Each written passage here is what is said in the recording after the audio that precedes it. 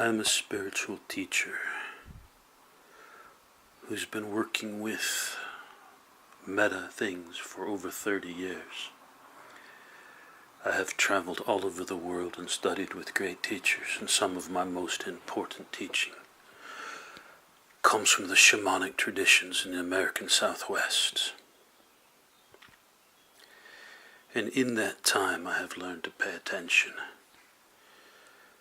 I was very nearly killed by a hedgewitch in New Orleans, by a skinwalker when doing dream work,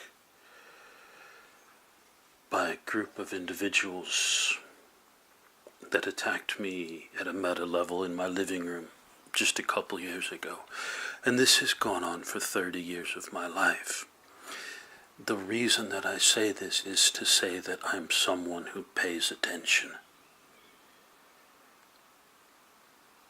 This woman nearly destroyed me in New Orleans, and it took me 6 months to recover, to be able to breathe freely again, because I let my guard down.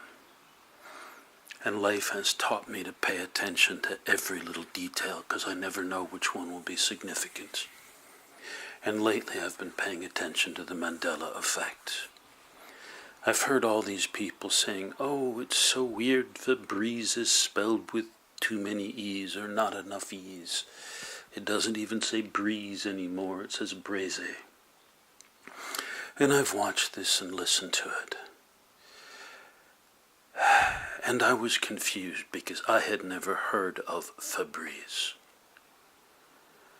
Now currently I live in Europe, in the Netherlands, and I thought maybe this is some weird European product I just haven't run across.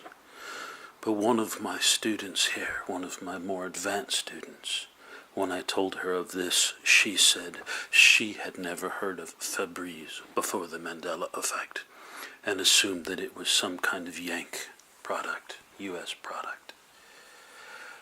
So myself and one of my best students have never heard of Febreze. It's not just that it's spelled different, the entire product is a Mandela effect. So what? Well, I'm about to jump to Cern, and I wanted to give you the shape of the landscape.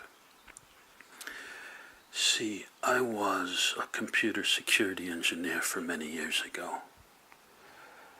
I have been a professional hacker. I have traveled the world and done some very intense computer things.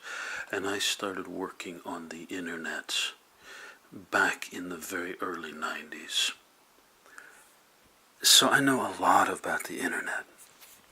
And I was excited when I started working for the Stanford Research Institute a few years back, because they were one of the first 2 nodes on the internet. The internet was set up between there and UCSD.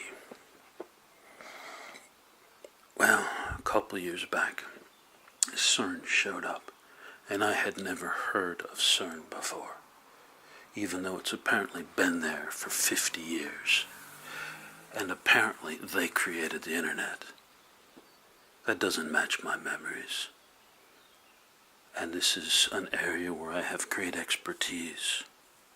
That is to say, Cern itself is a Mandela effect. Yes, it's 50 years old, but a few years ago it didn't exist. It's just shown up. It is a Mandela effect. Why does that matter? Simply because if Cern is a Mandela effect, then Cern isn't causing the Mandela effect.